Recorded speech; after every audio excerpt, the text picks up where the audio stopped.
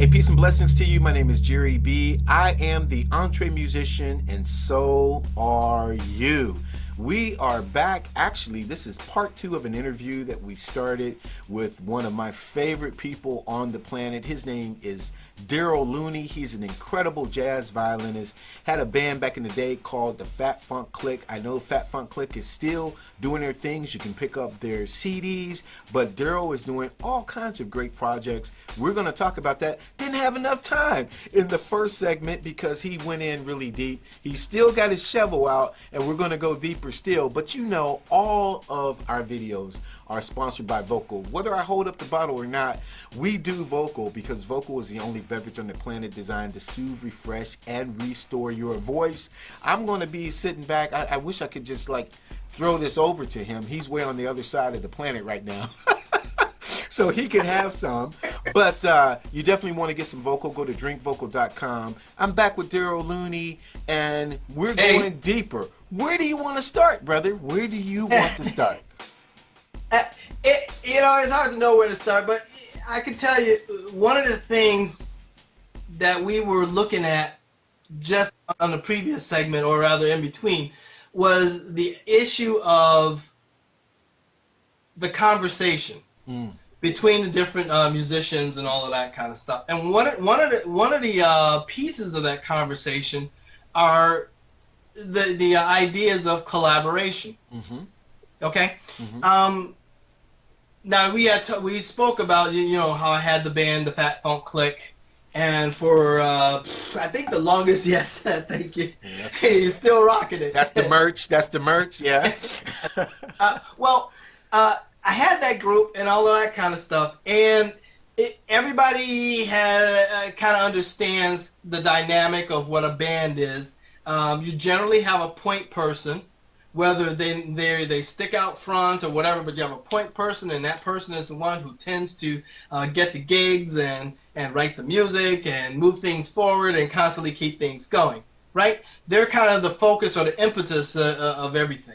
Right. And everybody else just kind of like either comes along for the ride, or maybe they do, decent amounts of contribution and, all of that kind of stuff.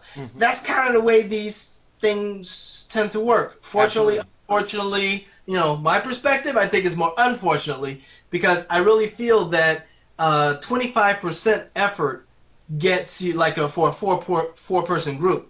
One person is 25%. 25% effort gets you something totally different than 100% effort. Sure. Or even 75% effort. You see what I mean? I do. So, yeah, and you end up in a totally different place, than you do when you have just one person doing everything. Yeah. You really do. And it depends on how that agreement was at the beginning, because there is quote unquote leader, side man, and that was the thing, and that person is paying them to come to rehearsals, and so he or she is directing traffic for everything that happens, or there is that organic flow that we are in this together, and so there are roles and duties that each one of us play off the bandstand, outside of the studio. Somebody's making the calls to the promoters, somebody's doing the choreography, somebody's doing the graphics and the website. I mean, exactly. It just depends.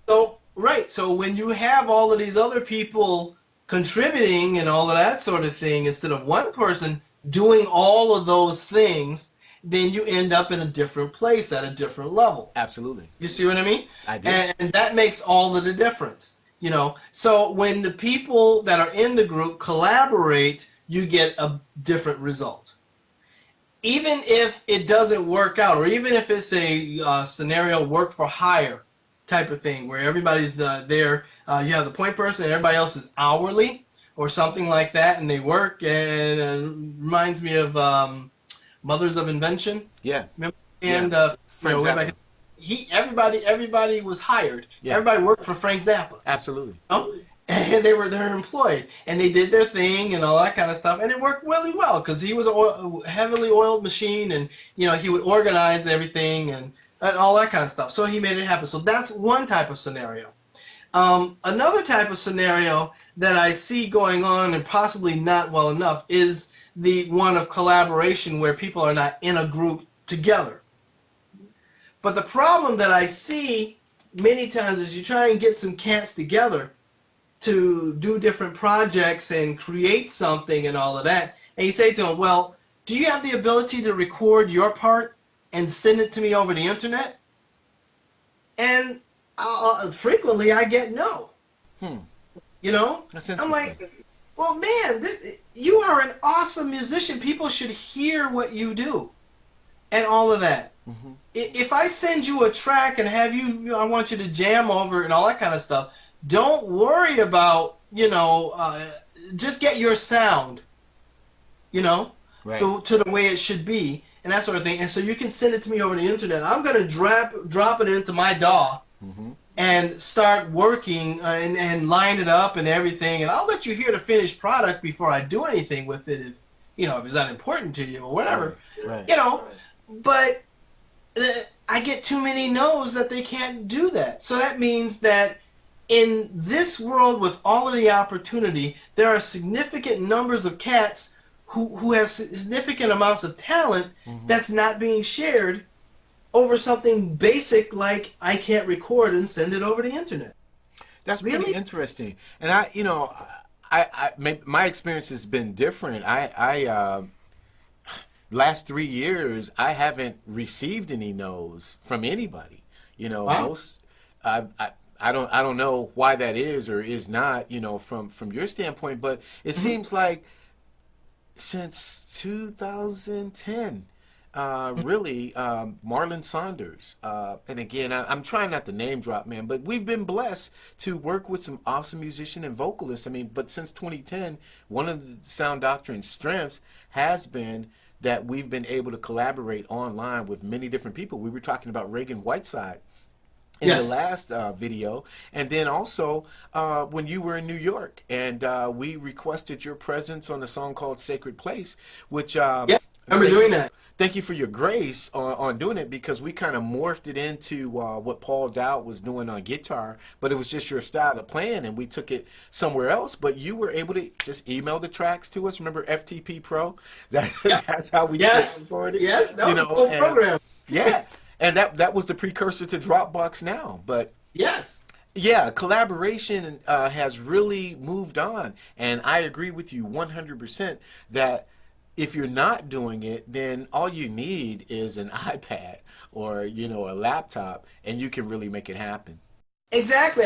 Because there's free recording programs, even many of the demo recording programs out there will do the job for you and that sort of thing. And then your hardware interface. Yeah. Nowadays, those are $99. $99 easy. Yeah. For good stuff. Yes, that does good quality work for you and that sort of thing. You get it in the computer and then you just ship it right out, and you're part of the game. See, this is my point. Many of the individuals that I know, they're not making themselves part of what is going on in the industry today. Certainly. Many of them are stuck in 80s, early 90s, where you couldn't do these things, and they never investigated how to move forward from there. And these are people with decent skills as a musician and all of that. It is very enjoyable what they do, but they're not putting themselves in a position to share it. Wow. Well, I tell you what, since we're talking about technology, let me turn the page for a minute, because here's what I want to get your perspective on. As you said before, you've read some of my blogs, and I've taken a particular position.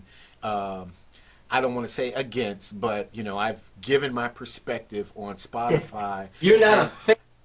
I'm not a fan, and nor am I a participant, because at one time, because CD Baby, of course, is the aggregator for 90% of the free world of independent musicians. But the thing about it is, so you check the box, where would you like your music to go, and you just check all of the above, boom, because it's in there.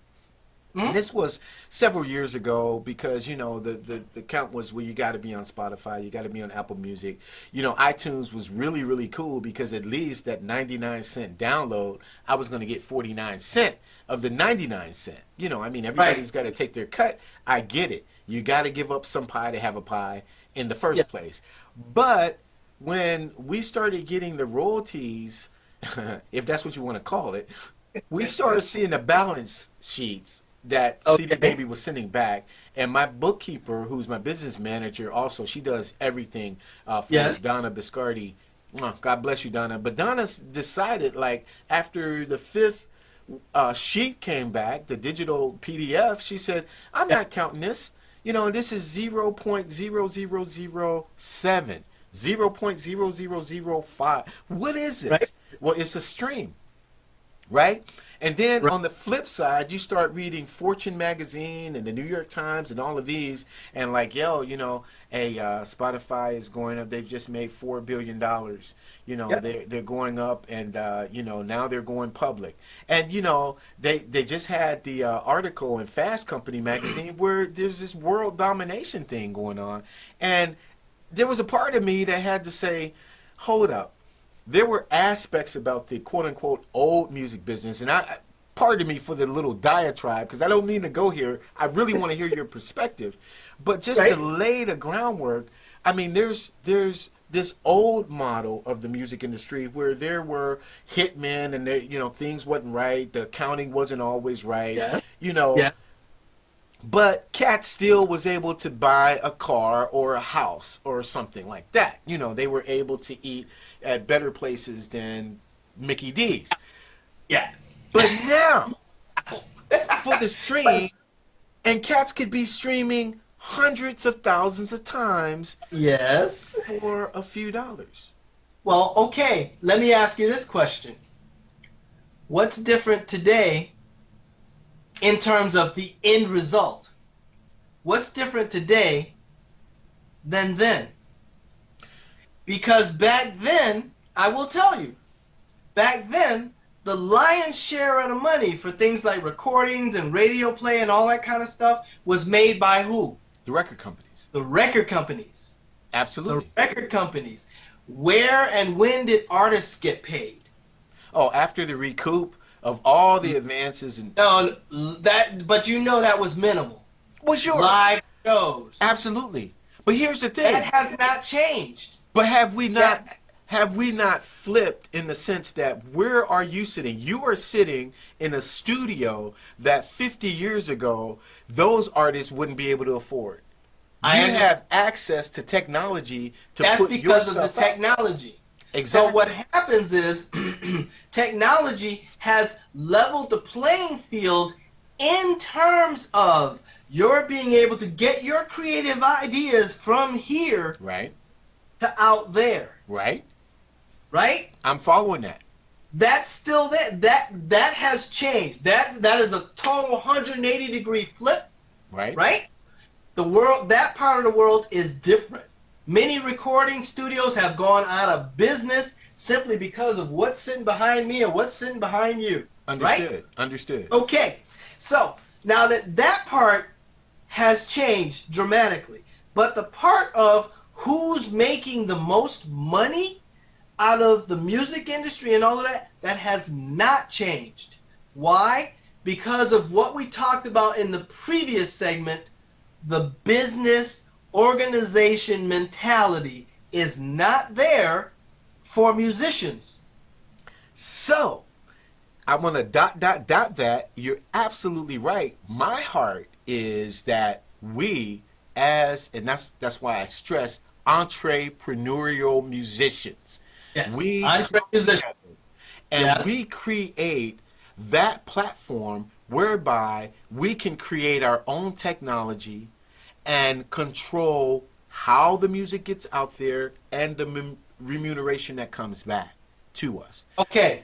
And I see that, and you have said that before, and I have seen that in your writings and all that kind of stuff. And I say that would be great if you had the people with the skills to do that. Remember, the people that are doing this sort of thing with the computer, with Spotify and all these other websites and everything, they have gone to college for X number of years. Sure. They have studied, they've done the research, and they've developed this sort of thing. So what you're saying is, what we need to do is have somebody go to college and do the research and study and develop one for us to control. Or Okay? many. or whoever. Yeah. But then what happens is, okay, let's say we're successful and we do this. Now we have ours, and we're in competition with Spotify. But we are also in competition with iTunes, who no longer sells downloads Sure. so much. They're phasing over, right? Yeah. We're in competition with Pandora. Yeah. Yeah. So, okay, my point is, why are we trying to climb another mountain that's not going to get us anywhere? Well, here's my mountain, and here's just let me. Sure. Okay.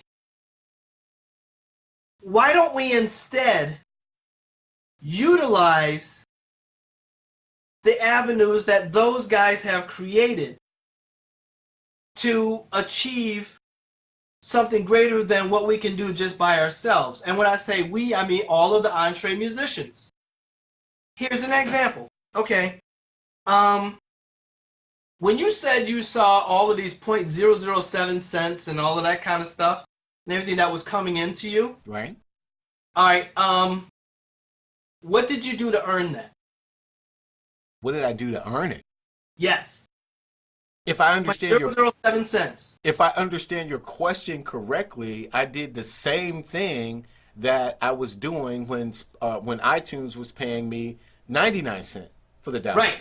So you did the same thing. Okay. So the new business model is a stream that you didn't do anything to earn.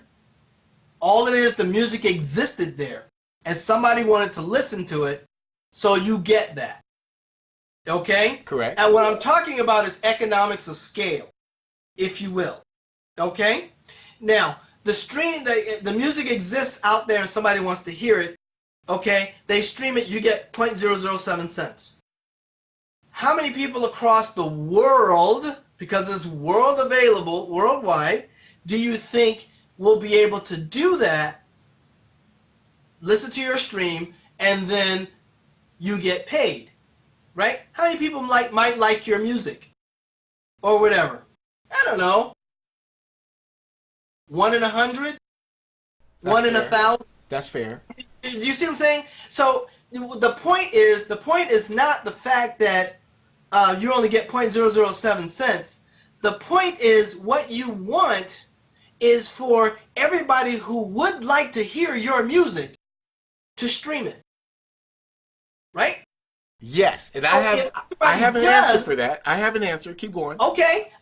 But if everybody who liked your music were able to stream it, you wouldn't care that it's 0.007 cents. Because how many billions of people are there on the planet? What, 7 billion?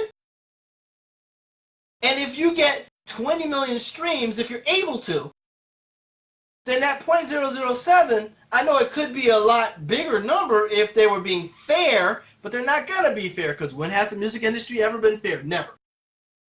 I can't think of one. The most fair that it was with MC Hammer. And those guys, when they were coming along, what they would do, they would have the CDs and sell the CDs and put on shows and everything, right?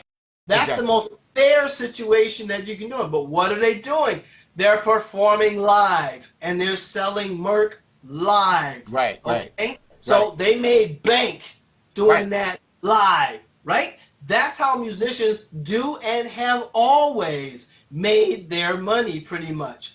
What is this streaming thing and all that stuff about? That's about getting yourself out there to the world, to places where you can't be. And the fact that you're able to get a little bit off of it is a good thing. It's not necessarily a bad thing. Okay? And that fact is level 1. Level 2 of that scenario is we need to network more and get the material out there to people. So that means that you need a Spotify stream list. I need a Spotify stream list. Everybody who's playing on your recordings needs a Spotify stream list, because we can each have our own groups of people who are interested in our music. And if each of us is doing that and we're streaming each other's music and putting it out there, now instead of it being 0.007 cents, is 0.007 times these 10 people times all of the people that are in their audience. Do you understand what I'm saying by economics of scale with this? I get That's that. how you win this thing. I get it, but my perspective is more in the sense of take fatfunk.com, your website. Yes. Mm-hmm. Okay.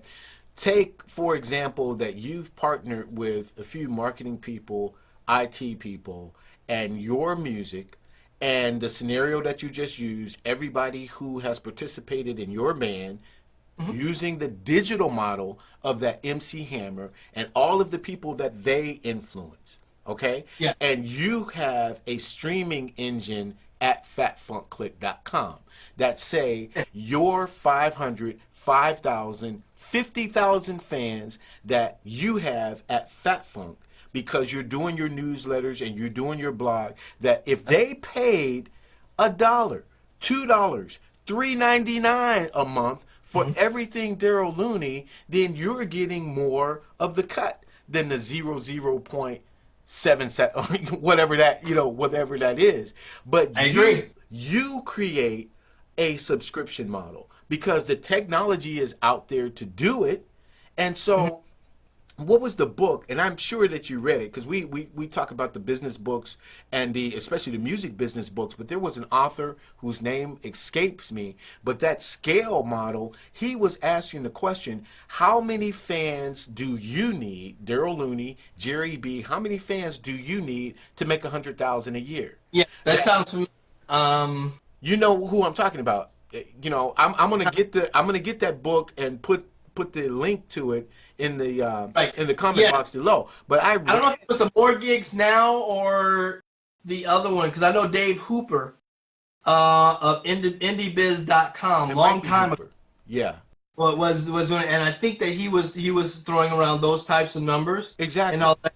Yeah. So like, how many fans do you actually need? So if you had 100 fans, if you had 500 fans, 5,000 fans, he scaled all of that out, that if they each gave you $20, if they even gave you $20 a year, yes, you would have what you needed. You know what I'm saying? So it doesn't matter to me, at least from my perspective, and we're fair to, agree to disagree. We're still in alignment with trying to make this better for all musicians, but it doesn't matter to Jere if my music is heard in Bangladesh because Spotify exists there, but I am not getting I'm not even getting a penny for it. And I've said the model before. You're from Detroit, so you got the car companies who's saying, yo, we're gonna make these cars, and here's the tire manufacturer sitting over here. We all know that you need tires to make a car go, but we're not gonna pay the tire manufacturers.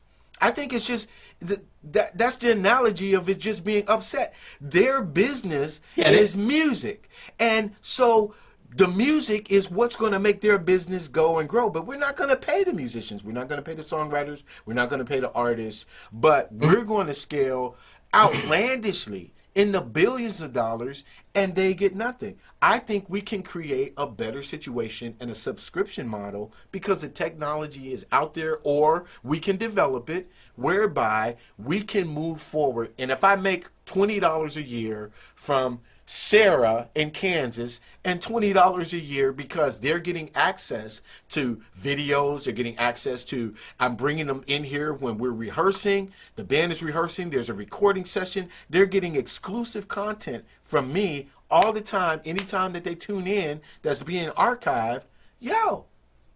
That helps. And that's right. But I agree that would be a great way to do it, except for the fact that now, let's say you have this thing tomorrow and it's in your hand. Instantly, you have the exact same problem that you do with when you put out a CD. You're limited in your reach of distribution. I agree. Whereas Spotify and iTunes and all of those guys, they don't have that particular limitation because they're already worldwide. But here's something that you said even in the last segment, and I mean, this is just how I think. It doesn't mean that I'm right and you're wrong. It doesn't mean that. What I'm saying is what you said in the last segment was vital to this conversation. We were talking about insurance, and we were talking about the personal responsibility and management that Yeah. the people have, you know, those artists who have passed away, and then the family has to do a crowdfunding to even bury them. But while they were Right. living hand to mouth and they were living in the moment, they didn't plan anything for their inevitable demise. So I think the responsibility, just like there was a point where nobody knew Fat Funk, and you had to go out and bust your behind to make sure that the people in the neighboring counties, you did that. And then the CD where you had to make sure, okay, how can I get it? But you were still looking at that balance sheet, man. You were still trying to look at that bottom line. Same thing with Sound Doctrine. So, no, I Right. can't have it in Bangladesh tomorrow or Czechoslovakia tomorrow. And there's this thing called Spotify that I can use. And here's another thing, and I'm not trying to get up, but all of these things come together because Right. promotional gigs did I have to do promotion. You'll get exposure.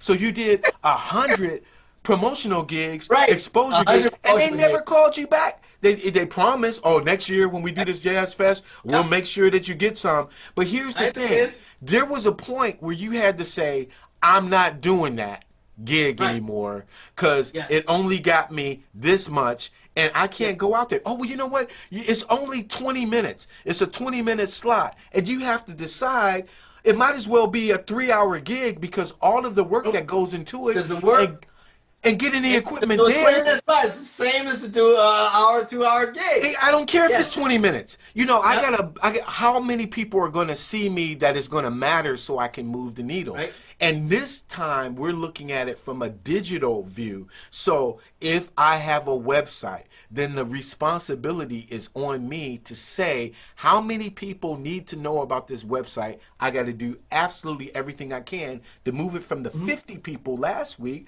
to scale it up to now there's 150 people. Now 150 people that I can send emails to, I can send newsletters to, I can send my blog to. These are the people that now know that they have access to my content. And just for $1.99 a month, it doesn't have to be the nine. You know what I mean? Just I for can 59 cents a month, whatever I that understand. is. And that's valid. And that is another good way to go about the same thing. Okay? But not all of us have those skills, website design skills. Sure. Yeah. But there's I'm talking Bandzoogle, about there's utilizing- Square, there's Wix, there's free things. Yeah, What sure. we need to do And they have is templates and all of that kind of stuff. Exactly. And and it's definitely doable if you are the person whose mindset is there. Okay? And that's why I'm we're talking entre about- musicians. That's why, Yes. Darrell, we are entre musicians, and that's why more people like you and I need to join this conversation and discuss the what ifs. Because I'm just not a fan of saying, well, it's always been like that. It's always going to be like that. I'm the guy that says, what if? What if? Right. What if it were different? I get it. But what I'm saying is, in what we're dealing with at the moment, if you want to try and come up with a mechanism that's going to allow you to utilize the resources that are here now until you're able to create your own network or your own streaming service and everything from your own website, there are ways to utilize things like Spotify to get on multiple playlists and to get into other situations, to have other people promoting your music for you, wherein you can exponentially expose yourself and exponentially get those 0.007 cents. Because as I see it, in other words, you need to do both.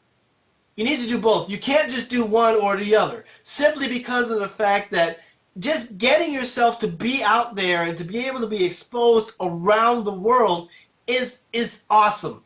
And, you need to take advantage of that. And also, it's another one of these things that I've always had this saying, because it's true even as a doctor or whoever it is that you're working. you'll never get over making dollars for hours. Mm-hmm. I agree. Because there's only so many hours in a day, and you're only going to make so many dollars, so that means you can only make so many dollars in a day. I agree. You see what I mean? But you need all these other avenues flowing, to Multiple you to give sources you of income. Yes, you have to be diversified in terms of your income streams, and your activities, not just your, business side, the creative side, right? You have to get creative with musicians of different styles and all that kind of stuff. Absolutely. I've collaborated on several albums, and people play like some rock albums and all of this kind of thing. I'm playing the violin in the background. Nobody knows it's me. That's fine. Right. But I wanted that experience. I have to diversify my experience in order to grow as a musician. We need to diversify our experiences and our tactics as EntreMusicians to grow on the business side of it too. So nothing is off the table. Yeah. Nothing is off the table. And I really feel that it's a good thing if we utilize things like Spotify, iTunes, Amazon Music, Google Music, and all of these things. Get your music out there and all that kind of stuff, because people don't buy music anymore. Yeah, I agree with that. That as much is, like they used to. That's done. Purchasing music is done. I agree with that. And one more thing, just to mention, and I'm still into albums. Yeah, me too. I don't know if you ever see my posts on Facebook and all that kind of stuff, but I promote people's albums. Oh, there you go. Hey, have you guys checked this out? It's a great album and all of this blah blah. I push albums and all that stuff, and I buy the music, that I'm talking about. That's why I have a hashtag, and I wish you could put it up for me, because it's really cool. I will. Support the music you love, or it goes away. Excellent. That's my hashtag. Excellent. Okay? Because I tell you, if everybody supported the music that they love, Yeah. to keep it around, Yeah. and help it grow, that's fine. Because I'm not asking anybody for money or anything like that. I'm just saying, if you Spotify, just add me to your list. Mm-hmm. If you Spotify, tell somebody else to add me to their list. Mm-hmm. And that sort of thing. And suddenly those 0.007 cents, are growing and growing and growing and growing. Yeah. There's still a little bit of disagreement with that. I understand. Because it's disproportionately beneficial to the owners of the company. Understood. I can probably write 2 lines of code. Yeah. To my name. Understood. So I couldn't create a Spotify like that. Right. So maybe if I had the time and I sat down and I was able to put together a streaming thing off of my own website or something like that, but that's like time and a learning curve. Sure. And all of that kind of stuff that's going to have to happen in the future. But this I can do now. Understood. And this I can do on the side, and it won't get in the way of my doing something else. I understand. Let me interject this, and then I'm looking at the time too, because it's like, are we going to do 4 segments? But let me interject this, because I am up under the mentorship of this one young brother who is his name is Danny Jurgen, and he's a marketing genius. He really is. Okay. And so he asked me with respect to like blogging, right? Because I'm a regular blogger, and he says, I noticed that you're here, and here. He says, so what you're doing is you are bringing traffic to other places. Why aren't you not bringing that traffic back to the EntreMusician? And I said, well, I am, because the blog starts on the EntreMusician, and then I just parcel it out because I'm a part of these other communities. And he says, and which I'm starting to do, why don't you put the teaser out? Because what you're doing is going into somebody else's house where they can pull you down, they can take your account, and you've not built up traffic in your own area. And so we've talked, you you have to build what's called domain authority. Absolutely. That's the terminology.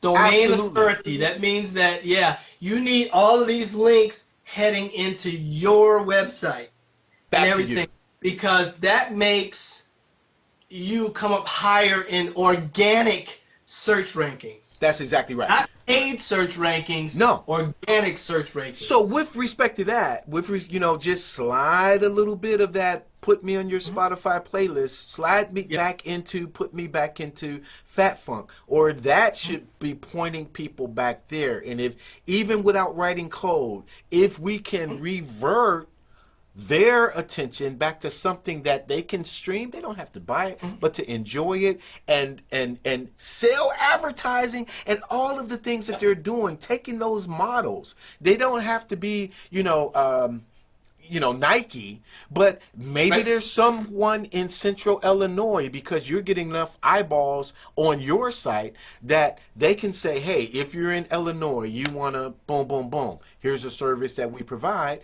and then now you can build revenue that way. We're running out of time. We're not going to solve this, but here's what I want to do, and here's what I want to say. But we just want to let people know that these options are there, and these are pathways that you can take, rather than sitting, jamming, shedding all the time, saying, oh, I'll never make it, and all kinds of, yes, you'll never make it if you're sitting in the shed all the time, and shedding is a beautiful thing. You come up with great stuff, but you got to be out there. You have to put yourself out there when these outlets are an option. Absolutely. And if you create your own thing off of your own website to stream and all of that, that's a beautiful thing too, because a CD is the same thing as a business card. Absolutely it is. Definitely. That's what they are nowadays. That's all they are. And they're collector's items for people who buy your CDs. Who buys your CDs at a show? People who are emotionally into what you're doing right now. Exactly right. That's how that works. That's exactly right. Who buys the T-shirt? People who are into your vibe. Thank you. People who are into your vibe that you're doing right now. That's it. You see? I agree. That's the way it works. I agree. Now, check this out. So if you've been, I'm talking to you, the viewer. I want to see your comments down here, because we really, it was a great tennis match, I think. So put your comments down on what you think about the streaming platform, or what other innovative ways that other entre musicians could get involved. Put them in the comments. Darrell will respond to them. I'll respond to them. We'd love to hear what you have to say. Now, with the few minutes that we have left, Darrell, what didn't we talk about that you wanted to talk about or bring up? I'm going to have some vocal, and I'll let you talk, because I really appreciate, I know this is not going to be the last time that we do this, but you are a wealth of information, and so in 2 full segments, I'm sure there were some things that you thought, hey, I really want to hit on this. What are those things? I think we did. We hit a lot of stuff, and I think that it's very beautiful to be able to get a platform so that cats can actually talk and interact. I would like to see us maybe do this more in the round, or as a conference, and bring some people in who are actually doing the things that we're talking about, because there's cats out there doing that. Sure. And get their perspectives on what it took to get them there, to get it up and running, how it's been going, is it sustainable, because we all know that there's all of these websites that are, here today, gone tomorrow, and all that kind of stuff, especially the pay-to-play scenarios. You see a lot of those, Music X-Ray, Sonic Bids, and all of those. We said we were going to talk about pay-to-play. On one level, as far as pay-to-play goes, I'm not really interested in paying to physically play. I will pay a submission fee for things like to submit to an opportunity, and all of those types of things, because the return on investment on those can be reasonably substantial. Decent. Yeah, it can be. Especially if you're doing things like getting music in oh my goodness, music in movies. Yes. Okay. Every university has, well, not every, but most universities have film students. Get to know those cats when they're up and coming and learning. Partner with them. Let them come hang out with you in your studio. Absolutely. Edit their videos for them and drop your music in the music bed and everything for them. Gamers. That is how you get it to be with these music supervisors that one day you may be working with the next Spielberg or Spike Lee or whatever. Okay, man, that is the only way that I've been successful getting my music in films. Okay? Absolutely. You gotta do that. Simply because of the fact that the return on investment on that sort of thing is the best. Yeah. It is the most, and it's very fulfilling and gratifying when it's done well.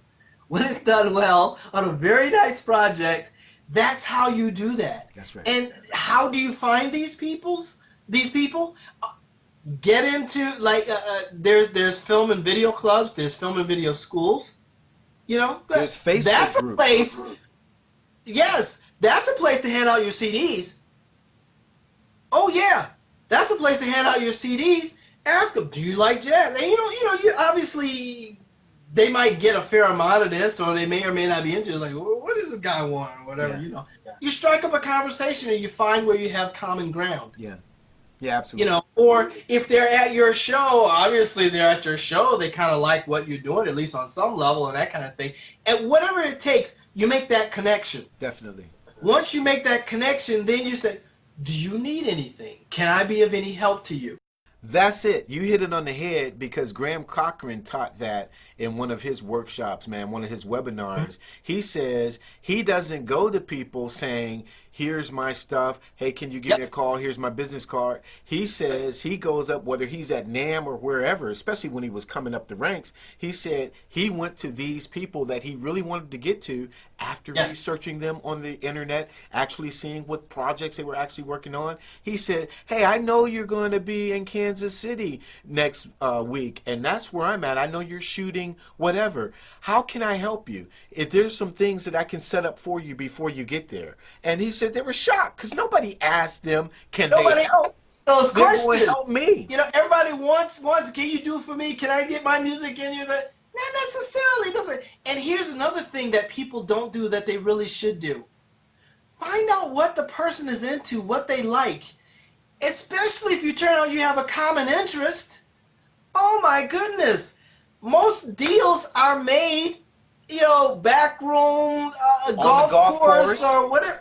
It's the situation where two people have something in common. They figure they can relate to you. And I'll tell you something else. Doesn't matter how you look. Yeah, no, it doesn't. Doesn't matter how you look. If you're with them on the day that they hit that hole-in-one, that's right. You're golden, because they're going to associate that hole-in-one with you. That's right.